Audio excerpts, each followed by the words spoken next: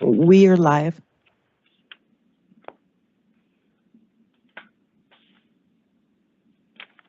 Thank you. Good morning, Chair Holmes Sutton. The time is 9 o'clock. I'll call our meeting to order.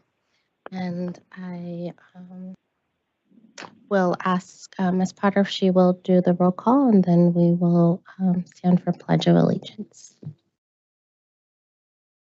Chair Dr. Holmes Sutton. Present. Vice Chair Thigpen. Here. Member Dr. Aldaba. Here. Member Haddad Bennett. Present. Member Salcido. Here. Member Richards. Present. Member Shante Rosales. Present. Member Stern. Present. Member Whitaker. Present. Student Rep Buru. Present. Thank you. If you would please stand and join me in the Pledge of Allegiance.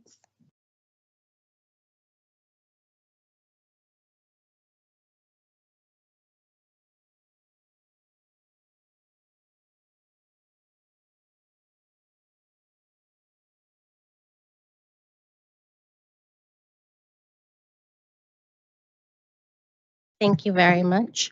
We will begin with, we will continue with agenda item number 2, public comment. I will call first Rudy. Thank you. Please pardon me. And I will remind our guests that we have 3 minutes for public comment.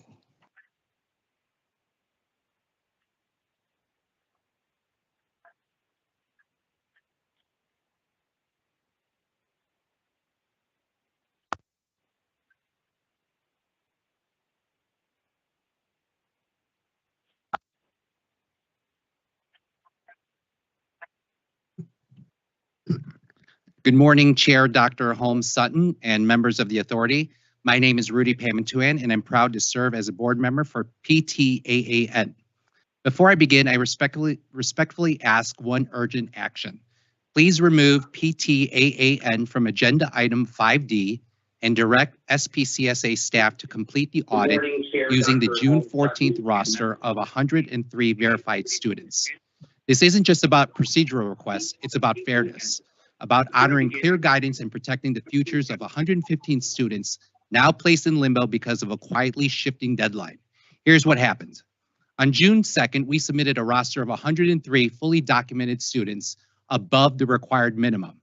A month prior, on May 2nd and May 7th, emails from SPCSA staff clearly stated schools may continue enrolling students with the final roster due 72 hours before the audit. I have provided you with those emails so you could see that, and they've been highlighted. On June 14th, 72 hours before the audit, we submitted an updated audit-ready list, still 103 students, replacing 29 with incomplete documentation to ensure perfect compliance. That's it. 2 timely submissions, no hidden numbers, no missteps, just clarity and adherence to written instruction. Yet after excited families submitted documents, bought uniforms, and are preparing their kids to enter school this fall, we are being told that the school may not open. Let me be clear. We followed every rule we were given. Our team worked nights and weekends, triple-checked every file, and prepared detailed binders so auditors could quickly confirm compliance. The school was ready, the lights were on, the coffee was brewing, but no one came. No notice of cancellation of this audit arrived until after the audit was scheduled to begin. This isn't a technical error, it's a test of whether process protects or punishes. And what's at stake? A school that hit enrollment targets twice, that now has 115 verified students. Nevada's first K-12 artificial intelligence track, a student body that's 62% children of color, nearly half girls in STEM, and many from Title I backgrounds, all with big dreams. Will we really deny them an education over the movement of a goalpost on a deadline? Chairman Holmes Sutton, members, this is not equity, it's administrative quicksand and placing children's futures at risk. I urge you, please, all of you, please direct staff to complete the audit, confirm what is already documented, and allow these children to start school on time. Thank you for your leadership, your commitment to due process, and your service to all of Nevada's students. Thank you. Thank you. Next, we will have Annette Dawson Owens.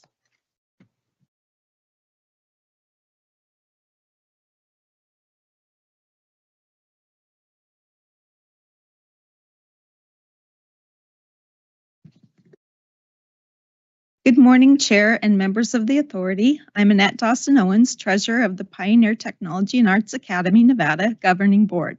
My first request is simple. Please allow PTA please strike PTAAN from the not opening list in Agenda 5D and instruct staff to audit our June 14th roster. You each received staff emails from April 18th and May 7th confirming schools could enroll up to 72 hours before audit. A June 1st cutoff date was not communicated. Due process requires us to apply the rules we're actually given. Now to the other concerns, our principal hire and budget.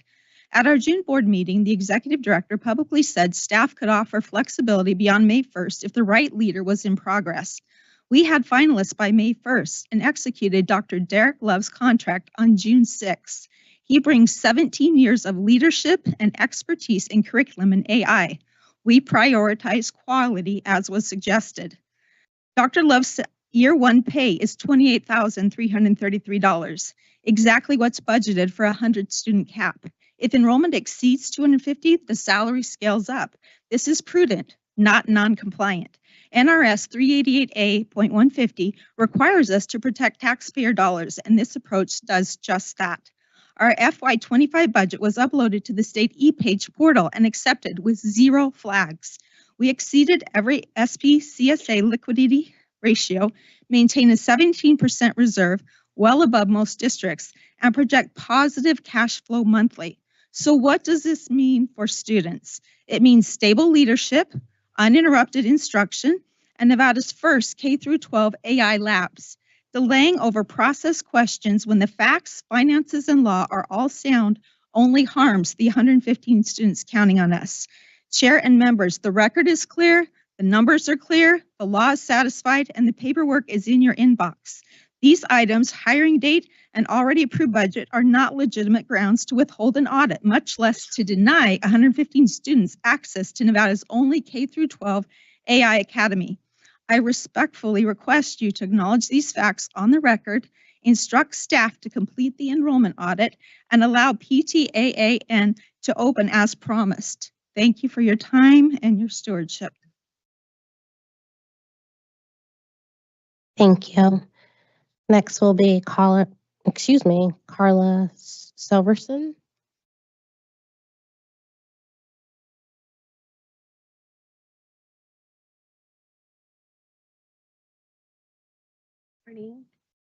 Morning, Chair Holmes.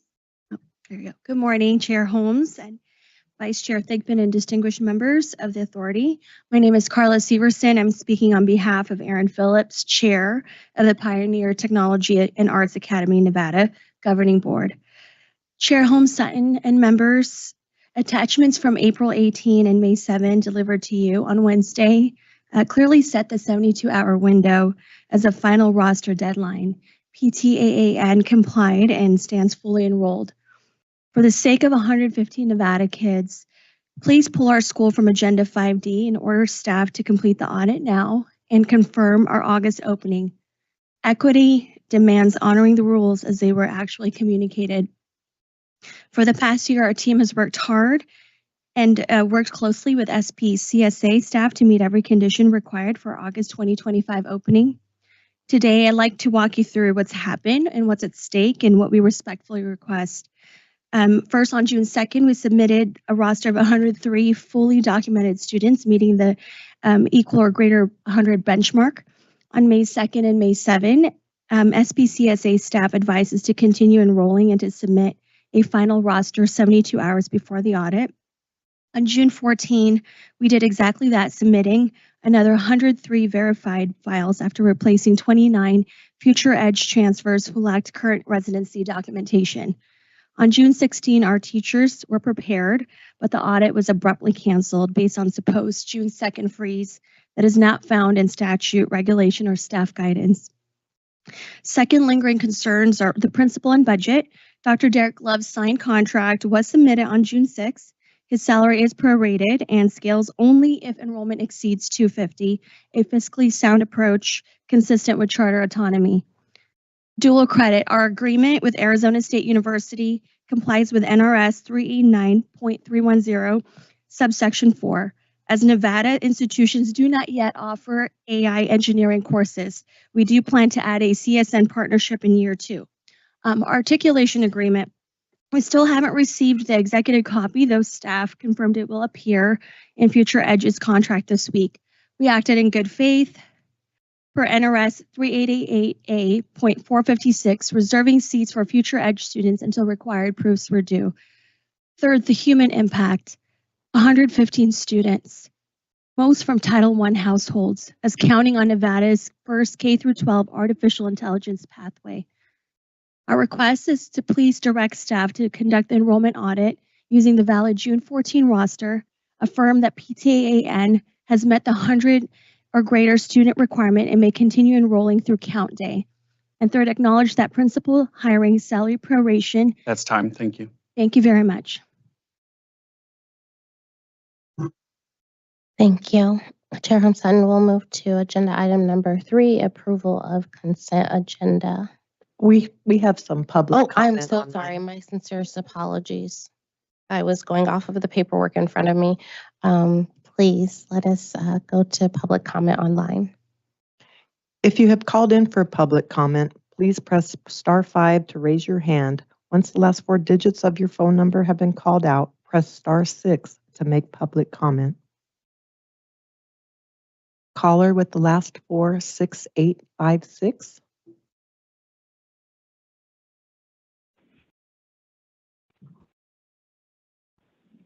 See, good morning. This is Kara Hendricks. Can you hear me okay? Yes. Yes, ma'am, I hear you. All right, thank you. As I mentioned, my name is Kara Hendricks. I'm speaking today on behalf of Pioneer Technology and Arts Academy, or PTAA. You've heard various comments from board members today. But I wanted to point out a couple of different things, or emphasize a couple of different things in advance of agenda item 5D. We have concerns regarding what has happened with Pioneer Technology Academy. At this point, it appears that a decision has been made by SPCSA staff not to allow the school to open without an audit to confirm the school's enrollment numbers. We think this is very important and must occur.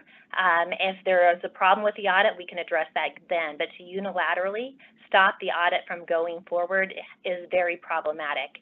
I was contacted about a week and a half ago when I was actually out of the country on vacation by PTAA with these concerns, and I do need to compliment SPCSA staff who's worked with us to try to understand the issues and concerns that have been raised, and the school has done everything it can to address those concerns. In my mind, what we have here is some miscommunication.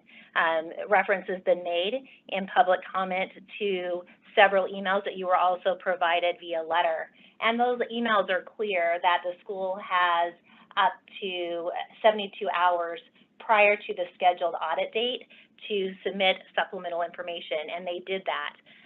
As of June 1st, the school had 141 enrolled students or students on a waiting list. And as of today, based on what I was told this morning, there are 115 students that have fully completed enrollment applications and an additional students on the waiting list that puts us well over the 100 student threshold. I certainly understand the board's concerns regarding enrollment and know how important enrollment is for a school to open. This is not a case where the school does not meet the numbers and has not met the requirements. They have the numbers. They're ready to go forward. They have a committed board that has worked very hard to get the school open and to provide this unique opportunity to very students that are in need of and very interested in the unique program they're going to offer. So our request is simple. Please conduct the audit and allow PTAA to open in August as scheduled. Thank you. Caller with the last 46438, press star 6 to make public comment.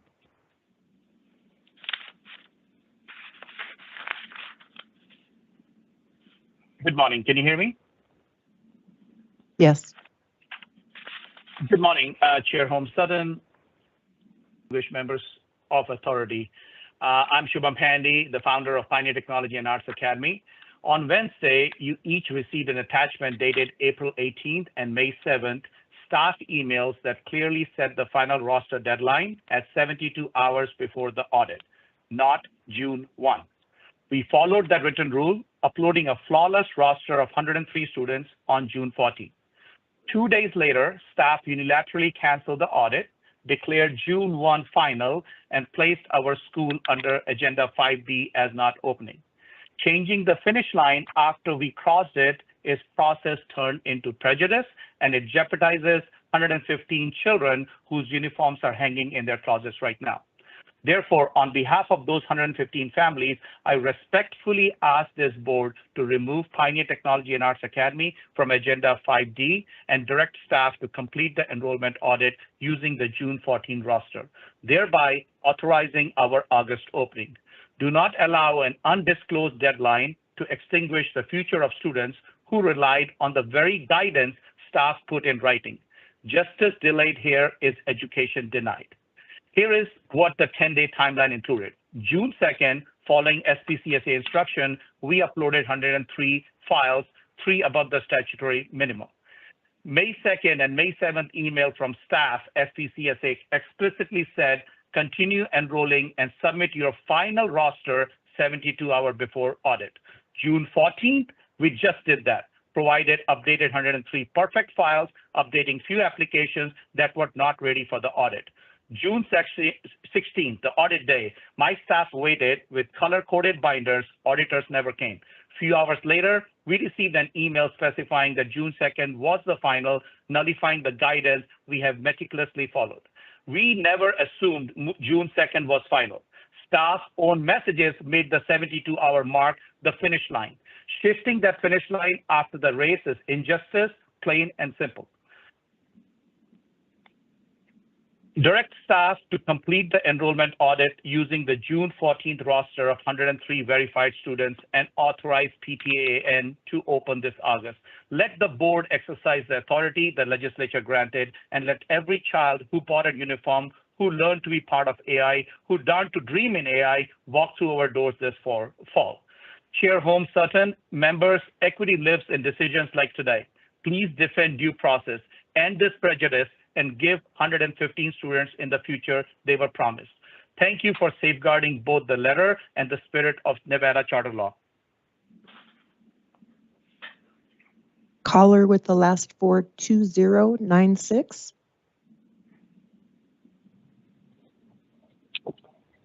Good morning, Chair Holmes Sutton, Vice Chair Thigpen, and members of the authority. My name is Nathan Timolsina, and I have followed Pioneer Tech and Arts Academy journey from day one. On behalf of 115 students already in uniforms, I urge you, please remove PTAAN from Agenda 5D, direct staff to finish the audit on our June 14 submission, and let us open this August. The proof is in your inbox, attachments April 18 and May 7th, emailed Wednesday, showing the 72-hour rule. Don't let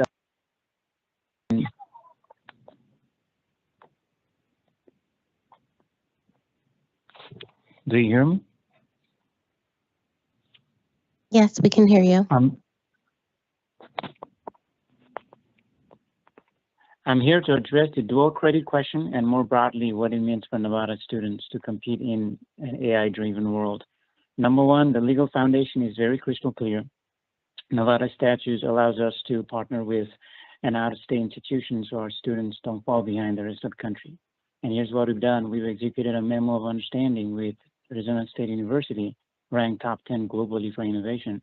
The MOU offers applied artificial intelligence, ethical machine learning, and human-computer interaction courses no Nevada college offers to high school students today. we began curriculum mapping with the College of Southern Nevada so that in year 2, local dual credit can be layered onto advanced pathways once Nevada faculty are ready.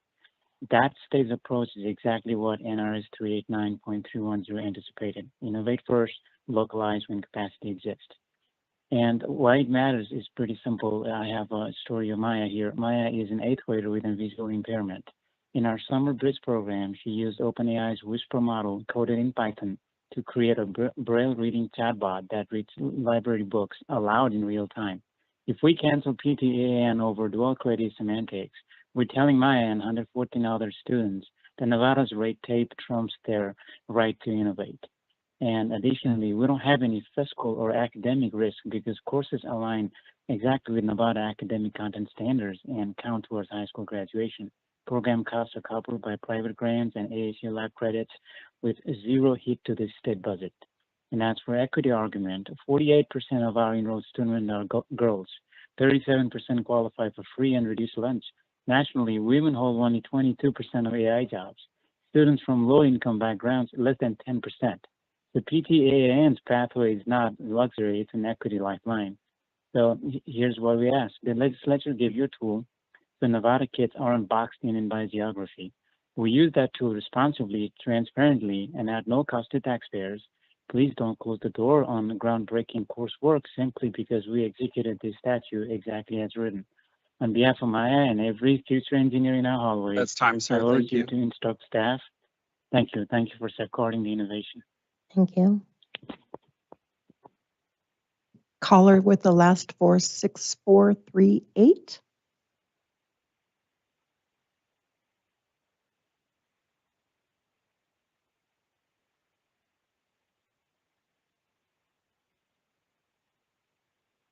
Caller with the last four, 6438. If you'd like to make a public comment, please do so.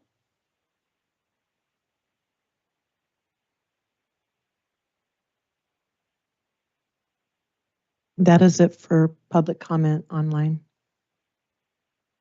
Thank you. We'll transition us to agenda item number 3 for the consent agenda and would welcome a motion.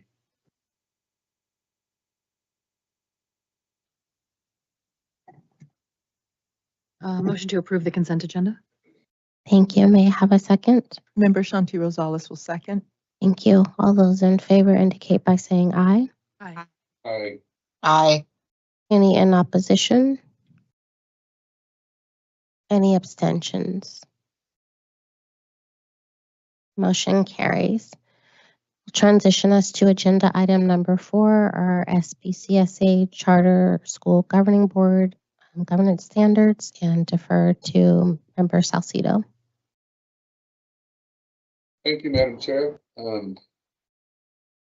Today we want to highlight the second governance standard that we have for charter schools. And specifically, it's to ensure an effective and well-run organization. A couple of the bullet points that we want to highlight is that in order to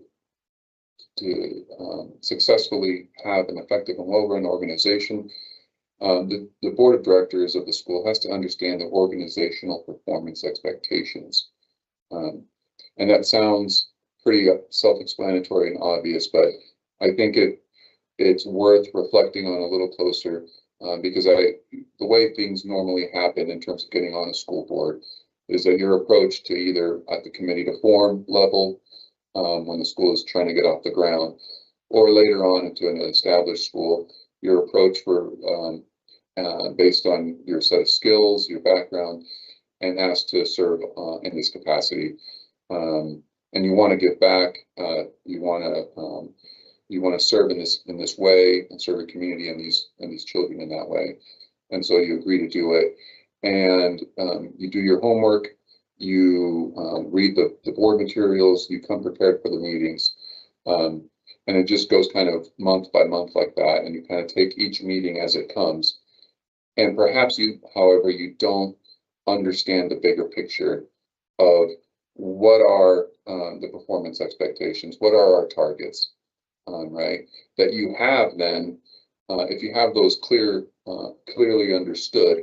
Then when you go to the meetings and you see the reports that the school leaders are presenting you with, you have something to match that up against, right? So it takes knowledge and awareness of the bigger picture of how it all fits together. Some of the other points under this standard require the same thing, right? To uphold the legal and ethical duties of the school, ensure that the school meets all the compliance and reporting requirements. In order to do that, right, these are standards. You have to understand them and then be able to apply what's going on the ground, what you're hearing is happening, the reports you're getting, and apply those against those standards.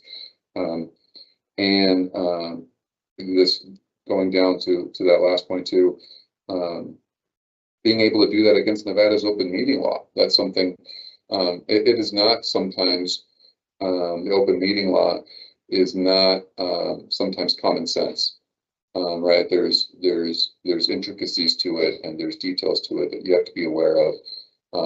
And again, though, stressing the same point, go to the trainings, ask the questions, but understand what the standards are that you're holding the school up against, and being able to participate in those meetings, already having that knowledge in the background.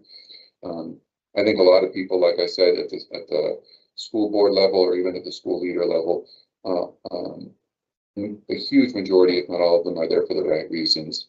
They want to do the right thing, but there's sometimes a gap in knowledge against that bigger picture. So whatever we can do to highlight that and to encourage school board members to ask the questions if they're not sure of what it is, or what are we being measured against, what are our expectations, I think would be very helpful. So those are my thoughts on this, Madam Chair, and thank you for the opportunity to highlight some of them.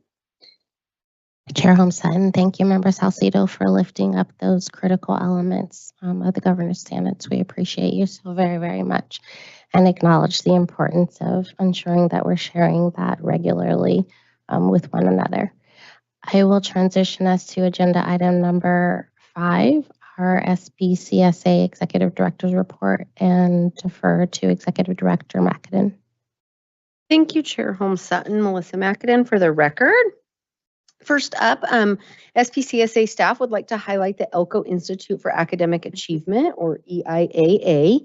EIAA is an independent charter school. The school opened in 2009. They educate students in grades K through 8 and serve just under 200 students. The school recently purchased a building and provides transportation. We want to acknowledge specifically their school leader, Ashley Perkins. Multiple teams at the SPCSA have commented about how responsive and dependent Ashley is. In particular, I want to give Ashley a shout out. She's in Elko, and she was very engaged during the legislative session. It's really hard to do from a distance, and she was. And just want to give her a shout out for all of her efforts.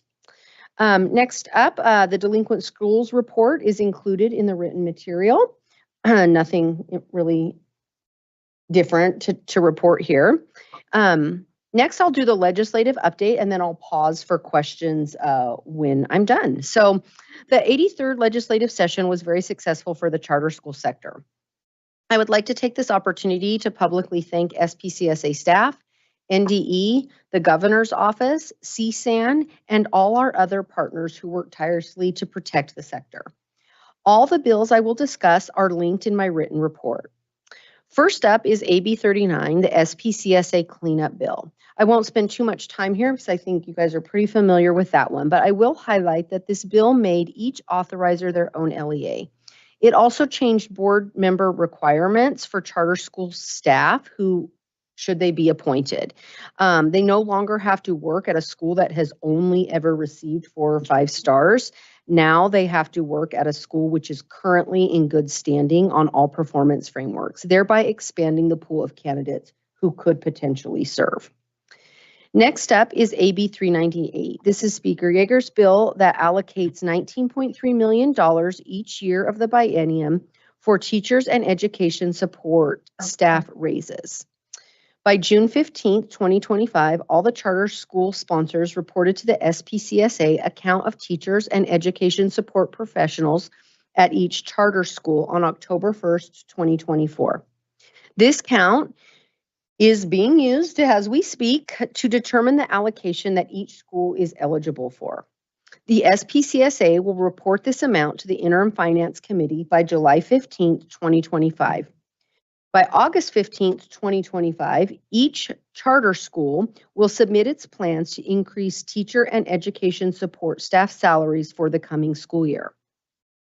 The SPCSA will compile and submit this information to the Interim Finance Committee and will appear before the committee, hopefully, keyword, hopefully, in October to obtain approval for those plans. These dollars must be used to supplement, not supplant salaries. Charter schools will be required to create a separate fund in their budgets to track these dollars and report on how the monies are spent. And just to also be clear, we are responsible for doing this for all charter schools, regardless of whether or not they're in our portfolio. Next up is SB 460. Originally, this bill was very problematic for the SPCSA, but working collaboratively with the majority leader, chairs of the education committees, Governor Lombardo's office, and the Nevada Department of Education, CSAN, and other charter advocates, the bill was improved significantly.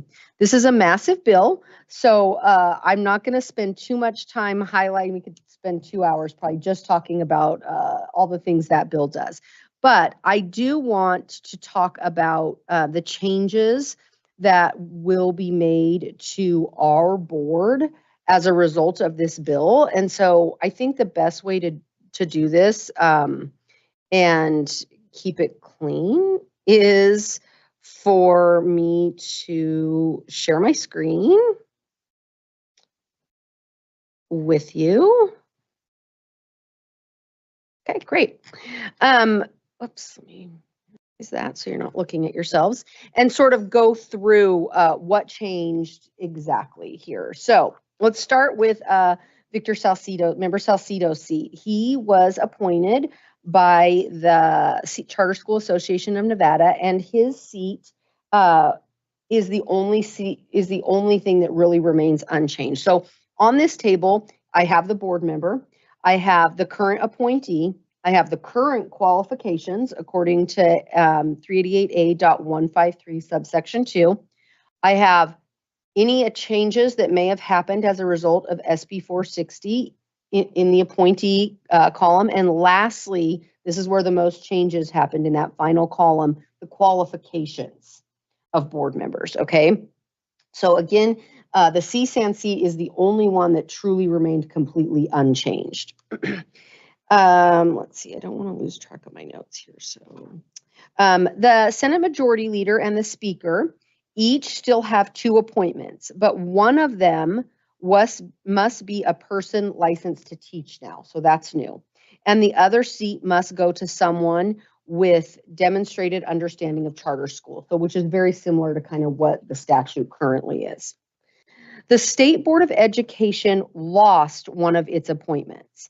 They now have the authority to appoint one person who possesses knowledge of assessments. The governor gained an appointment, but he must now appoint 2 parents of charter school students. And then his third appointment is someone with experience and expertise in managing finances for facilities in the public sector. All of this will take effect July 1, 2026. So we sort of have a year to get our ducks in a row because there's a lot of moving parts here. I indicated with an asterisk the individuals currently serving who no longer meet the requirements or will not meet the requirements come July 1st, 2026. I also pointed out that we do have 2 parents on the board right now of charter school students. But what makes it tricky is they are not appointed by the governor, who is now required to appoint 2 parents. So it's a little bit of a mess. And we're working with LCB to determine timelines and what they think are appropriate next steps and sort of how to get this all straightened out, if you will. Next up, these last two bills will be much quicker. SB 468 increased transportation funding. The SPCSA staff was proactive and got the applications out to the school in the spring. As a result, schools will be able to start the school with their transportation in place, which we're really proud of. AB 571 appropriated a little over $1.3 million each year of the biennium to offset the Title II miscalculation. So we're really happy that we got that appropriation. And last but not least, AB 500, the Education Budget Bill. Through collaboration with the Nevada Department of Education and the Governor's Office, the SPCSA was able to ensure a last-minute change to the methodology used for distributing state special education funds. As approved in the Joint Education Subcommittee, charter schools would have suffered a decrease of over $600 per pupil in their special education funding. NDE will have to submit a proposal of their allocation methodology for IFC for approval in the coming months, I would say. However, SPCSA staff believes the outcomes will be much better than what was initially approved by the subcommittee. So that was a really big win for kids with special needs attending charter schools. Those are the big bills that will impact our agency, okay? Overall, I believe there were 48 education bills were signed into law. Samantha King-Powell, SPCSA General Counsel, hot off the press, has compiled a document that we'll share with you today, and we will send out to schools next week. So I'm going to turn it over to Sam. No one panic. She's not going to go through all 48 bills, but she is going to just take a few minutes and highlight some of the bills that she thinks are going to have the biggest impact on our schools. I kind of did the agency. She's going to talk a little bit about the schools. So Samantha. Thank you, Executive Director McAdin. Samantha King-Powell, General Counsel for the SPCSA. For the record, I'd like to make some highlights like Executive Director McAdin said. Starting with Senate Bill 418, that allows PERS to directly deduct delinquent amounts from the next PCFP payment should schools become delinquent. Schools and PERS are still permitted to come to an alternative arrangement if both parties are in agreement. Any delinquent payback arrangements that are currently ongoing will be honored.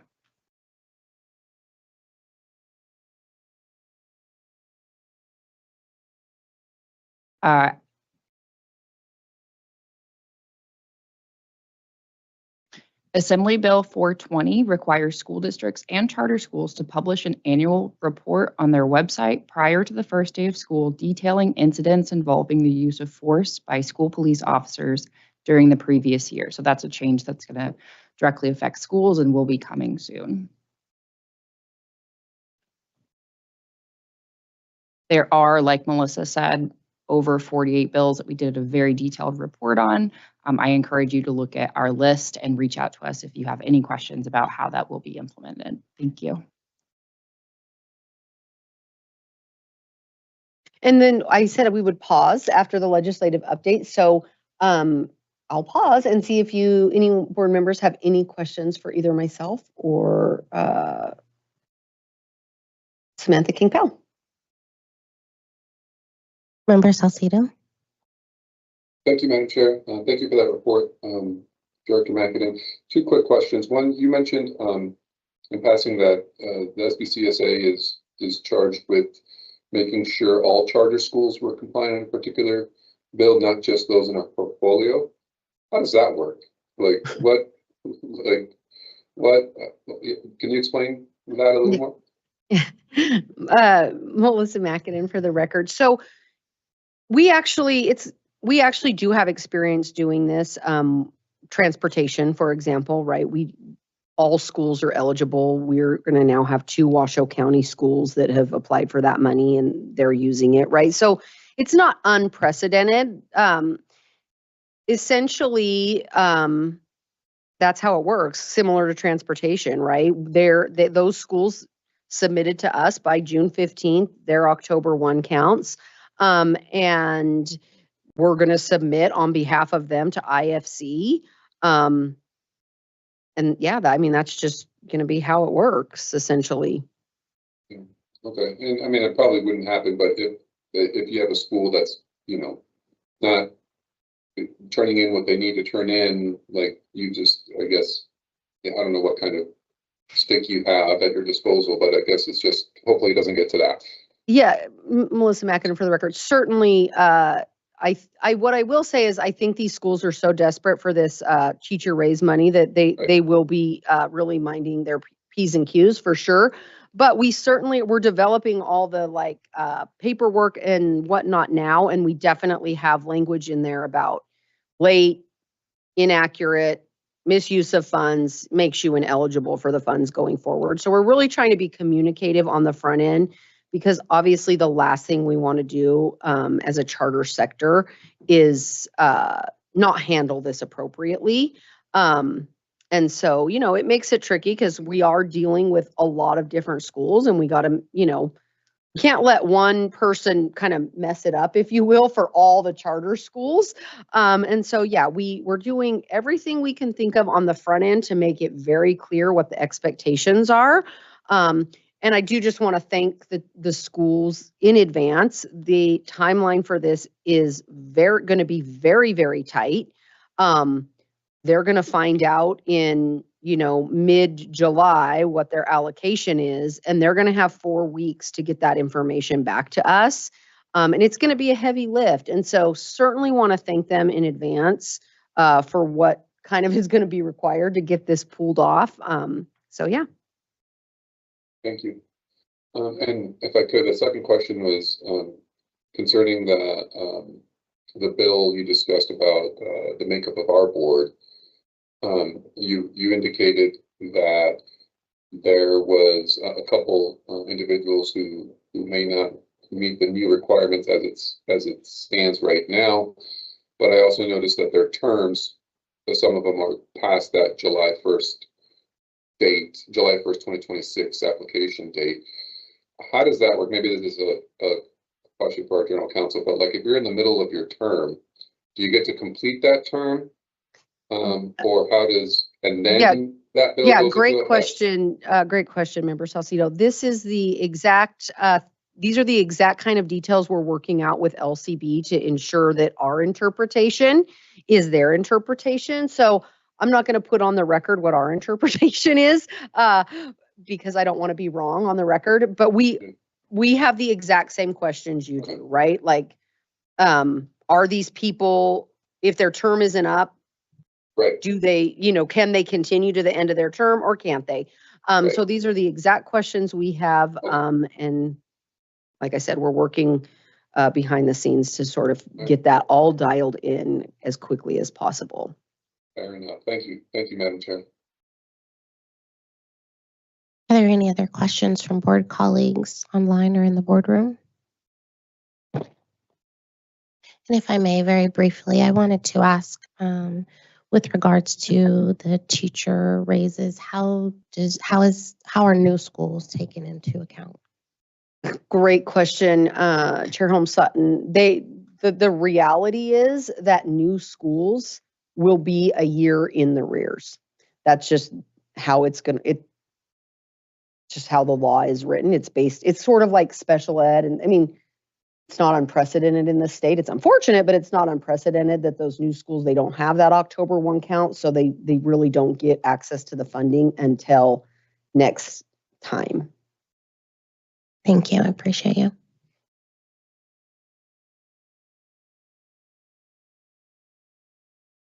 Melissa Mackin for the record. I will just say that the way this was originally written, they would have been left out of it for the entire biennium. So we did work, and we want to thank the speaker for working with us to get that language cleared up so that they would only be negatively, impacted for that first year, but the second year they would be eligible. So we really appreciate everyone working with us and understanding that. Thank you. Member Haddad Bennett. Thank you. Member Haddad Bennett. I just wanted to extend my appreciation to staff and to our fellow board members. It felt like a gauntlet of a legislative session for charter schools, and I think you guys really handled it with poise and worked through all of the issues. And even when it was ugly, like keeping head above water, I thought, and I think you all did a really fantastic job, as demonstrated by all of the new funds that we're seeing for this sector and all of these new opportunities that we've got as well. So thank you guys for what you did. Thank you.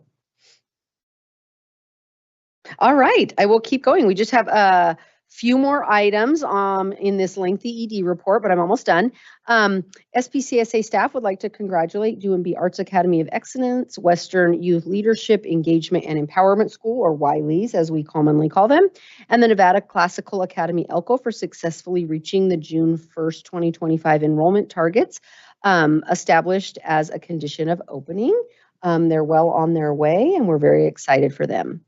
SPCSA staff has received feedback that the amendment application that we use for charter school amendments was overly laborious and confusing.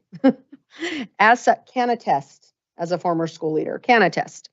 As such, staff contracted with one of our external reviewers to revamp the application.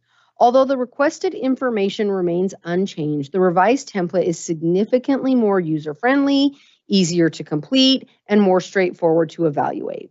This revision went through multiple drafts, and staff incorporated additional feedback from school representatives, which often complete amendments. The draft template has been shared as part of the board packet, and we welcome any feedback or questions from the board. And lastly, I would like to take this opportunity to thank our student representative, Matthew Baru. I'm going to turn the time over to him, and he has a very bright future ahead of him. He's going to share what is next on the horizon. And then I believe Chair Holmes Sutton would also like to say a few words. Matthew. As you know, it's my last meeting with the board. So first, I would like to thank the board for the opportunity of being here as a student representative. I learned much from my time here, and I'm sure that the position helped me tremendously with my college applications. I was thankfully accepted to many notable universities, such as the University of Michigan, Georgia Tech, Rice University, and the University of Pennsylvania. And after a lot of deliberation, I decided that I will be attending the University of Pennsylvania. At my time there, I will be majoring in computer science with an AI concentration with a possible minor in statistics. Again, I would like to thank you all for being appointed here. What was it, like 10 months ago? I remember I was very thankful to be appointed. I was yelling out loud when I saw it, so I was very excited. So thank you all for the experience here and everything that I've learned. And yeah, I'm excited for what's next to come. Thank you, Chair Holmes Sutton. Thank you, Matthew. We appreciate you so much. I wanted to offer some words of congratulations to you on the successful completion of your term as the first ever student representative on our Charter School Authority Board, and appreciate you again for your courage to lead, your thoughtful contributions, and your unwavering commitment to student voices, which has certainly set a powerful precedent that will echo for years to come. We greatly, greatly appreciate you. With that being said, I'll acknowledge by stepping into this inaugural role, you've shown what's possible when students are given a seat at the table and how much stronger our education system becomes when you all are heard. As you head off to college, we wish you well. May you continue to break new ground, challenge the status quo, and lead with the same conviction and integrity that defines your time here with us on the board. Congratulations again to you. We have provided a certificate of recognition to you. It reads, this certificate is proudly presented to Matthew Baru in recognition and appreciation of your service as the first student representative for the Nevada State Public Charter School Authority Board. We appreciate you so much. Thank you.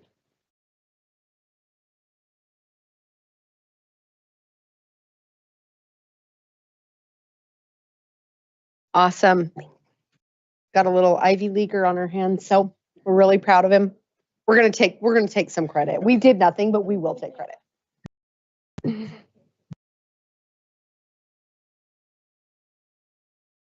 mean, apparently I don't know how to work the mic. My mic won't go off, so maybe they're just having a moment. This is Member Hadabin. I was just wondering if you were planning to come back to Nevada after you finish your time on the other side of the country. We would love that. I'm thinking about it. Keep it in mind. Thank you. Thank you again. We will transition to agenda item number 6, Battleborn Academy, and defer to Executive Director McAdin. Thank you. Melissa McAdam for the record. During the June 18th, 2025 Battleborn Academy Board meeting, the BBA, I'm going to refer to it as BBA, board voted to voluntarily surrender their charter contract and close BBA permanently after the 2024-25 school year, so the school year that just ended. Background information on the school, including its outcomes on the performance framework, is included in the memo, as well as a detailed timeline of events. Ultimately, SPCSA staff supports BBA board's decision to close the school. The BBA board has appointed Joshua Kern as the school's administrator pending approval by this board. SPCSA staff believes that he is well equipped to ensure that the closure process is executed with fidelity in the weeks ahead. SPCSA staff further recommends that the authority accept the BBA appointment of Mr. Kern from 10 Square to act as the school's administrator throughout the closure process as required under NRS 388A.306. Finally, SPCSA staff recommends that the authority approve the BBA closure plan submitted by Mr. Kern. The written plan is required under NRS 386A.306, subsection 1C. If approved, the SPCSA will work closely with Mr. Kern regarding the requirements related to charter school closure. The SPCSA will work with Mr. Kern to address any deadlines and logistics necessary to satisfy the closure requirements and submit any outstanding epicenter tasks as deemed necessary. SPCSA staff remains focused on the few remaining students still currently enrolled in BBAA for the upcoming school year and is committed to supporting their transition to a new school. SPCSA staff will continue to work with Mr. Kern throughout the coming months, and to the extent possible, help the school coordinate with other sponsored schools that may have an interest and space to offer enrollment to current BBA students. Mr. Kern is here with us today and stands ready to answer any questions that you may have. A proposed motion can be found on the last page of the memo. So I'll turn it over to see if you have any questions for myself or Mr. Kern. Thank you, Chair Homestead. I appreciate you so much. I would ask if there are any questions from board colleagues online for staff or for Mr. Kern. Seeing none, I would ask if there are any questions from board colleagues in the boardroom for staff or for Mr. Kern. If there are none, I would welcome a motion from the language that is prepared in the board materials. Board Member Ibaraldaba for the record. I move to accept the recent action by the BBA board to surrender their charter contract and close the school, approve the appointment of Joshua Kern to be the administrator overseeing the BBA closure process, approve the closure plan as submitted by Joshua Kern, and direct the SPCSA staff to work with Joshua Kern to ensure all closure requirements are met. Thank you. May I have a second? Member Shanti Rosales will second. Thank you. All those in favor of the proposed motion, please indicate by saying aye. Aye. Aye. Aye. Any in opposition? Any abstentions? The motion carries. Thank you, Mr. Kern. As always, we appreciate your leadership so very, very much. Thank you, Chair Holmes Sutton.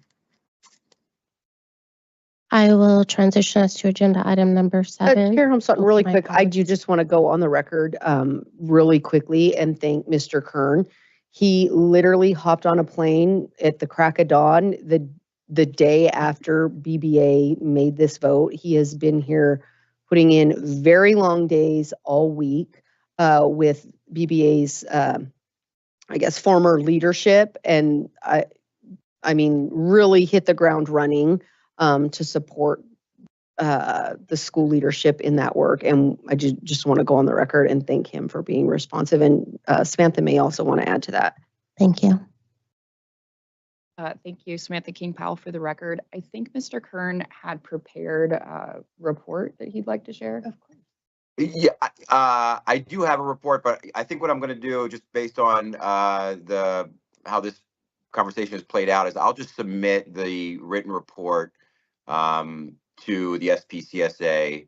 It details all of the activities that have taken place this week since the June 18th vote of the BBA board. And it talks about our plans going forward as well. And if there are any questions about the report, I'm happy to take them at any time. Thank you, Mr. Kern. We appreciate you so much. Thank you. With that, I will transition to agenda item number 7, the competency-based pilot program update from Matter Academy, and defer to Executive Director McAdam. Thank you. Today we have Renee Fairless and Danielle. I can't read my own handwriting. I'm so sorry. Say it for me. Ranny, thank you. I literally can't read my own handwriting. From Matter Academy, who will share with, when we don't have Renee, but we do have Danielle. So who will share with the, and Olivia, perfect. Who will share with the board a little bit about their experience in the NDE competency-based pilot program. Hi, Olivia Carbajal, principal of Matter Academy Mountain Vista. Before I turn it over to our team that participated in the competency framework here, I just want to thank them and say how proud I am of all of their hard work and energy and dedication and time that they put into their efforts here in this workshop. I'm Danielle Ranney, representing Matter Academy of Nevada. End of last summer, we got an email from the SPCSA with a week turnaround of, do you guys want to be a part of this pilot? Renee is first and best and always wants to be, so we signed up and took a road trip to Ely. This Portrait of a Learner came about as a state initiative from Joan Ebert to mitigate some of the problems behind chronic absenteeism and teacher shortages and that kind of stuff. And so through that, there are 7 competencies, which is on the next slide. Learner agency, assessments, learner supports, mastery, flexible learning paths, equity, and standard competencies. And so the whole process was for us to go in. We had 2 separate cohorts and really learn this language and be able to kind of look at our school and look at our systems to come up with our own portrait of a learner. The next slide. So, like I said, there were 2 teams. I was part of the district team with Brittany Weinhold. We were the only 2 people as part of this team because no other charter school signed up. So it was me and her leading the way for this part. I'm going to let Alana talk about the school launch cohort, which was instructional coaches and some of our teachers. Hi, good morning. My name is Alana Jackson, instructional coach for Matter Academy. So like Danielle said, we are from the school launch cohort.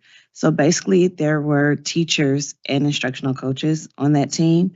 And what we pretty much worked on is how to create a structure for the classroom. So just from the traditional part of teaching, and like we say, from the absenteeism. So basically this is, I'm gonna read from my notes. So what we wanted to do is create a student mastery for flexible learning environments to provide a range of learning experience and support students to demonstrate what they know. And we want to give the students a voice in the classroom as well, and the community and the parents. So we want everyone to come together to have a voice and say on how they learn. Next slide. And so this is the goals of the program and the pilot. As you can see, Matter Academy is down there by ourselves lonesomely with the SPCSA. And it was a lot of, some of those smaller schools and districts. Next slide. So the goal is to build district capacity. Like I said, I was part of that to make sure that, we came up with a plan. I brought everything back to our team And we also added to our team a little bit because it was just me that went up in the beginning. And so we added another assistant principal, and we would come back so that I had somebody to collaborate with, because it was a little bit of a, struggle at first. It was a little lonely at first, me and Brittany. And so, we came up with a plan to make sure that we are going to roll out to teachers at the beginning of this year. Next slide. And like she said, that part of that launch is to take those teachers, to bring those leaders that were in our launch cohort to go back and lead PLCs and create teams within our school to be able to really look at the portrait of a learner of which we're trying to create. Next. And so again, going back, it's the progressions are specifically tailored to bolster implementation and personalized competency-based learning. And it's just really providing a clear framework for students to be successful with, SEL strategies, which our MTSS program really aligned with since we were part of that cohort as well. And so, it's really looking at, creating that pathway for students to take ownership of their learning. Next slide. So the phase one of it was we created focus teams and groups within our all three schools. We had Bonanza, Mount Vista, and East. We had administrators and instructional coaches creating a walkthrough team that went through, collected a bunch of artifacts, sat through classrooms, really looked at and delved into what our classroom structures look like on a daily basis. And, really deep dived into phase two, which is not a slide, but phase two was synthesizing our data. What we found out was that, this really big, it seemed daunting, right? When you go in, you're like, oh my gosh, there's all of this stuff and there's all these competencies. And so what really seemed like a daunting task turned into something that, we realized that we were doing really well in a lot of places. And so I think going into the next slide, where we decided to really analyze and prioritize and plan was that student choice. The Matter instructional model, we're very, very strategic and specific with the way that our classrooms roll out. It's a very map of where we're at. And so it was a little bit of a conflict trying to follow that structure, as well as giving all of these teacher choice, student choice, and all of that kind of stuff. And so what we really went into is looking at, and we created surveys for our students to look at, their take on what they wanted and what they needed to see.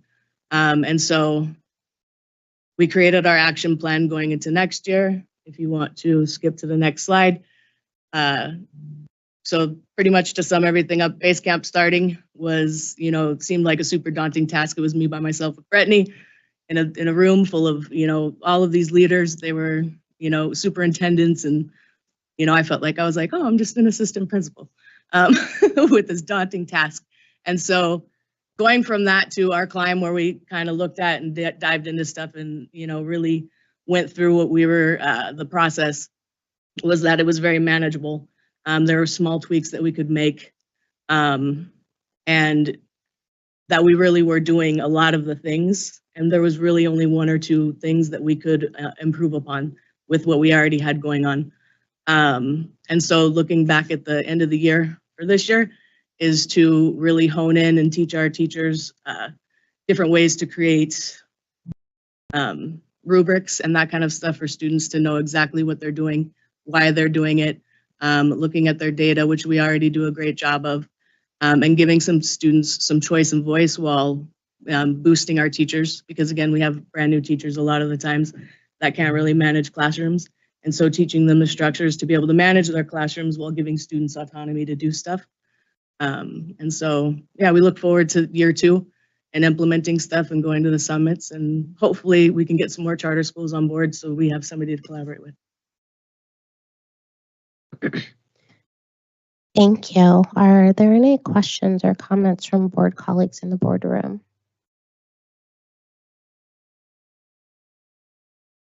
Any questions or comments from board colleagues online? If I may take a moment, I have been involved in this work and acknowledge that the Department of Ed, along with colleagues, have been working on this for a number of years, and so appreciate your leadership in stepping forward. That was something that we wanted to see charter schools have an opportunity to be able to come and center student learning. And so you're participating and acknowledging the work that you're already doing, having some alignment with the portrait is significant and makes an incredible difference for the students. Allowing that leadership and that learning to be differentiated and supported so that they have meaningful learning experiences is incredible. And really thank you for your leadership in spearheading that. Thank you so much for being here. We appreciate you. Chair Holmes Sutton, can I just add one thing? Certainly, sometimes it's not intentional, but sometimes people forget, like, oh yeah, the charters, like they could be a part of this work. And I think a little bit that's kind of what happened here, and like the transition of like this work had been going on, and Rebecca, Director Fiden was here and part of it, and then she wasn't. And then I was here and I was like, what is happening? What is this work? And I was like, but what about the charters? And so it was very last minute that we got the like email from all the awesome partners involved in this work that were like, yeah, let's get a charter school involved. And they're not lying. It was literally like, hey, they're going to include us, but it's 7 days in Ely. So certainly not everyone was in a position to pull that off, which is understandable, but do just really want to publicly thank them for taking it on. And I certainly think it's like a really good exercise, and I do hope that other charter schools will take advantage of it. The partners involved in this work in the state are really great, and all my experiences at the meetings have been very positive, have nothing but praise for it. So anyway, I do want to just publicly thank them for being willing to do it in the timeline that they committed. And I don't know if they're like they probably wanted to kick Renee when she said yes, but they did it with a smile. So really appreciate them. Thank you. Thank you so much. Thank you. Chair Holmes Sutton, transitioning us to agenda item number 8, SPCSA board elections. We will specifically attend to election of chair and vice chair today. So, Chair Sutton, do you mind yes. if I just say something before you guys Please. officially start? Perfect. Thank you. Before the board nominates a new chair and vice chair, I want to publicly thank Chair Holmes Sutton. It was my pleasure and privilege to come into this role with her serving as the chair. She is an absolute icon in the Nevada education landscape. I don't even think that's an understatement. And we have been fortunate to have her. And I have personally learned a great deal from her, both as a colleague when I was on the board and now in this executive director role. So I would be very remiss in not taking a moment to say that. And nothing felt more ironic and insane than putting a little asterisk by her name that she was no longer qualified for the seat that she was appointed. Like that felt literally insane. But nonetheless, here we are. So certainly all of the changes to our appointing authorities and the requirements are going to complicate this process a little bit. Hopefully the table I created as part of the ED report will be helpful in this process. As a reminder, the chair and vice chair will serve in their respective positions for a term of 2 years. My advice to you would be to nominate the individuals you feel are best suited for the positions whose term is not going to end next week, as we have not heard about those reappointments. But of course, if you feel that one of those individuals is the best fit, by all means nominate them. We will, if something changes with an appointment, we will cross that bridge when we come to it. So appoint who you feel is best, and we'll take care of it on the flip side if something gets messed up. And with that, I'll turn it over to the board to nominate their chair and vice chair. I appreciate you. I, excuse me, would welcome from the board as we begin with election for chair, a nomination for chair, for board chair.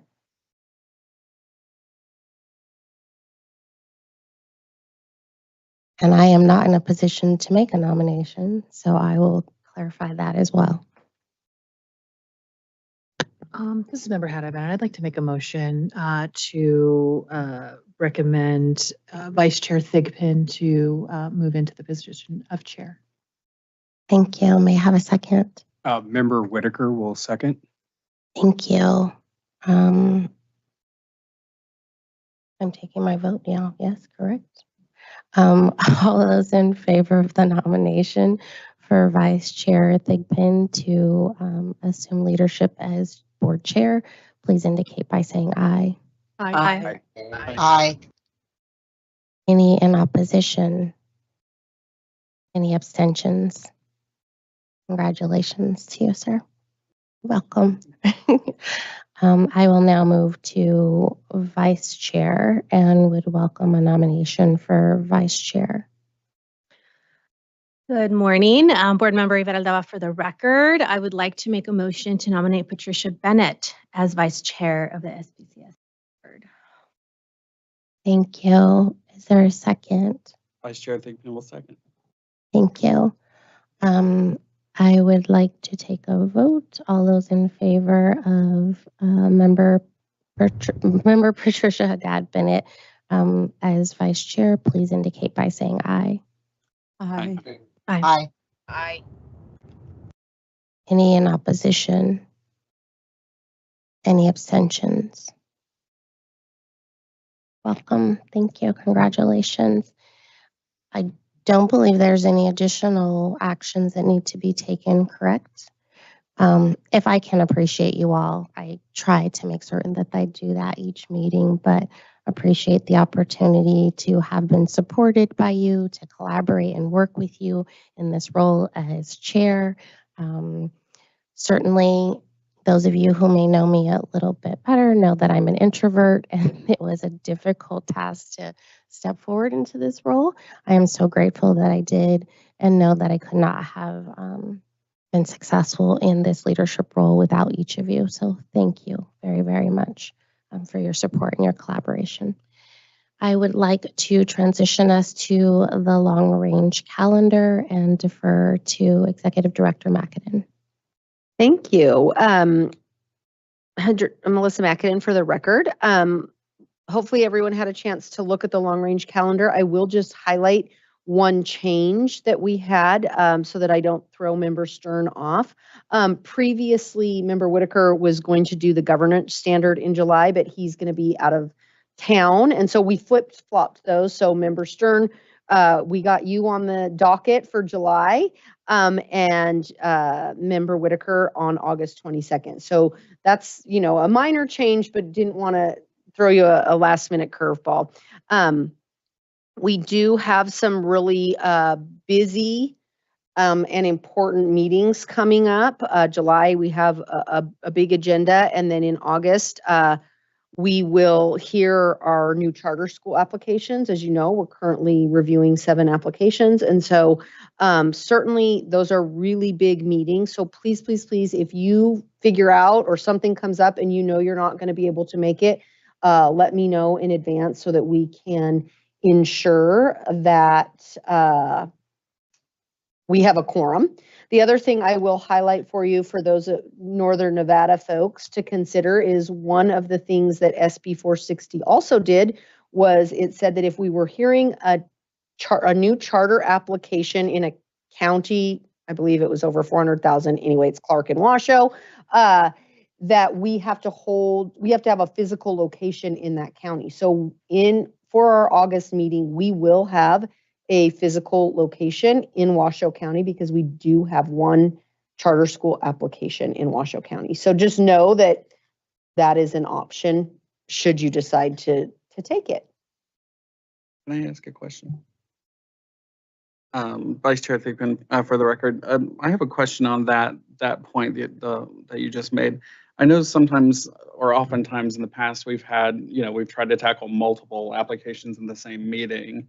How is that going to work? Yeah, Melissa McAdin, for the record, we're going to do the meetings simultaneously. So we're going to have a physical location here, and we have an office in Reno now. So we'll have a physical location in Reno. It's much smaller, I will say that, but it has a big space for overflow should there be a lot of public comment. So it'll be simultaneous. It'll all be at the same meeting, but there'll be a physical location in both places. And should there be public comment up north, there will be a place for them to come, view the meeting, and participate in public comment. Thank you. Thank you. Are there any other questions from board colleagues regarding the long-range calendar? Okay. I will transition us to agenda item number 10 and just acknowledge before adjournment. I'd like to try and get a quick picture with Matthew before we leave. Is there any public comment online?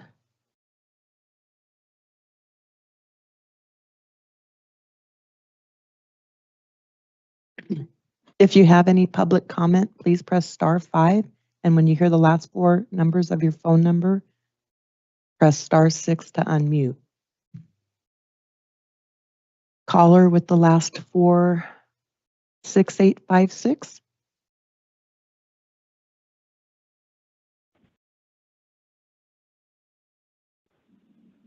Hello, this is Kara Hendricks for the record.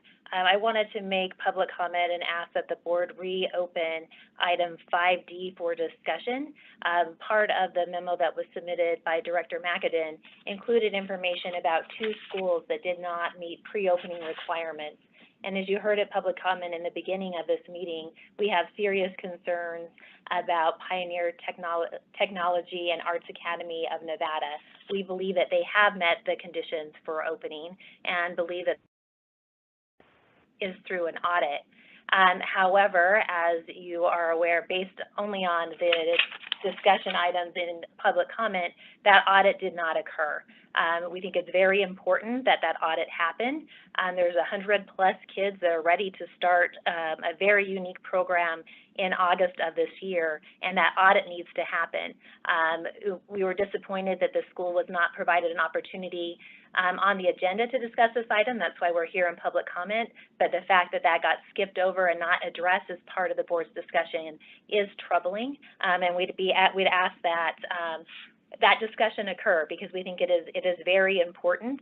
The emails that you have been provided show that staff from the SPCSA multiple occasions told the school that they would have up to 72 hours before the audit to update their enrollment. They've updated them. They're ready to go. The school was ready on June 15th for that audit to take place, and nobody showed up from the SPCSA to conduct that audit. These are concerns that cannot be overlooked and need to be addressed by staff and the school board. So again, we'd ask that you reopen item 5D for discussion so that this issue can be properly addressed. Thank you. Thank you. I want to acknowledge as we are conducting public comment as we close the meeting. If public comment has already been made on the agenda item and you've made that public comment previously, I am taking public comment on non-agendized items, but items that are beyond the ones you've already commented on. So if you've already commented, if you already public comment on an agenda item on the agenda, we will not be taking second public comments on those agenda items. I also just want to acknowledge as well, as individuals express their concerns around 5A, that the PTAA issues are not agendized for discussion. Executive Director for Action, Executive Director McAdin has provided us the opportunity for that discussion. And with regards to the open meeting law, specifically looking at NRS 241, the items not agendized cannot come before the public meeting for action. So we won't be taking action on the agenda item 5D, as it has not been agendized for action. I would ask if there's any additional public comment online. Madam Chair, just from a question perspective, may I ask, so are we to assume that we need to let these 114 families know? I appreciate you, and I'm going to pause you and say that this is not appropriate. and we don't answer the questions during public comment, I would ask you to come back before us through staff. But during public comment is simply to make the comment. I'm not in a position to be able to answer questions of you as you provide that public comment. And then I just want to acknowledge again, because of open meeting law and that item not being agendized for action, we are not positioned to be able to engage in action on that item. So we can certainly work with staff to have that agendized, but it is not agendized on this for this meeting today. Understood. Thank you, I Chair. appreciate you. Thank you. Again, is there any public comment online regarding an agenda item that that individual has not provided public comment on earlier? Caller with the last 42020.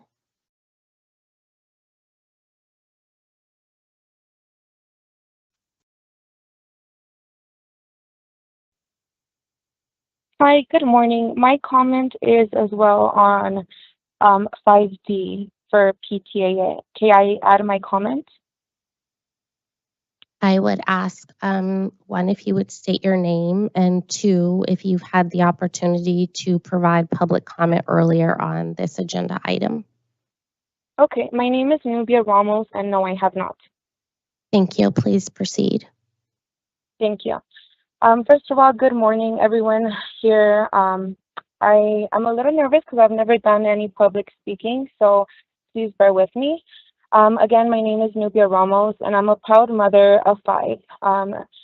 Joseph being a 7th grader with big dreams, Kaden, my curious 3rd grader, Nia, my creative 2nd grader, and Aziel, who's just beginning in kindergarten. We are a one-income household of 7, and like many families in Nevada, we don't have the option to move to another state or pay for private schooling. To enroll in an expensive STEM program is also not an option. We tried the traditional public school system, and honestly, it was not a good experience for our kids. We've also applied to several free charter schools, but my children were always placed on wait lists and never accepted.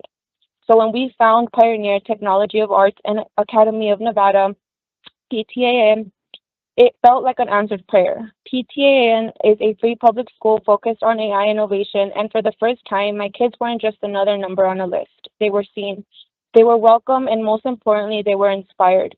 Since March, my children have been waking up, streaming AI lectures, building STEM toys. I've never seen them so focused and full of purpose. Kaden has already picked out books on coding. Nia always draws just robots in general, and Aziel tells everyone that when he grows up, he's going to build robots. PTAN didn't just offer a school, it gave each of my children a reason, a big dream. But now, because of paperwork delay, all that is at risk. Your staff received 2 emails on April 18th and May 7th confirming that PTAN froze its roster 72 hours from the audit, just like it was told to. They followed the rules, and we have over 115 plus students that are ready to start this fall, including mine. So why are they being punished for when the school did what they were asked to? This isn't about just a red tape, it's about real kids. 62% of color, 48% girls in tech, like my daughter Nia, already see themselves as engineers. 37 Title I families like mine who can't afford a plan B. PTAN is our shot. It's a rare opportunity for many of us and the only one. Please don't let that slip away. I respectfully ask that to pull PTAN from agenda item 5D, let the audit be completed, and let our children walk through the doors this fall. Let Joseph build his STEM and learning eye, as well as with his other siblings. Let my youngest, Aziel, start his school journey with a future full of possibilities. Please give them the opportunity to benefit from a school that's already changing their lives. Thank you. Thank you. I would ask if there is any additional public comment in the boardroom. Yes, Annette Dawson Owens. I would just want to take this summer opportunity to congratulate Matthew. That's very exciting about your future. And I second, yes, come back to Nevada. And it's a beautiful thing, the work that's done here. So I just wanted to express appreciation to this board. and for all that you're doing amidst all these changes. We know that the decisions are not easy, and I think we're all committed to the same mission, which is making sure our kids in Nevada have access to high quality schools. So with that, I just I know it's difficult, but it's very possible, and I appreciate you being ambassadors to allow students to have that life-changing experience that determines success for their future. So thank you so much for your time. Thank you. I will transition us to agenda item number 11, adjournment, and also ask board colleagues if they would please join us for a picture with Matthew and his certificate. Thank you.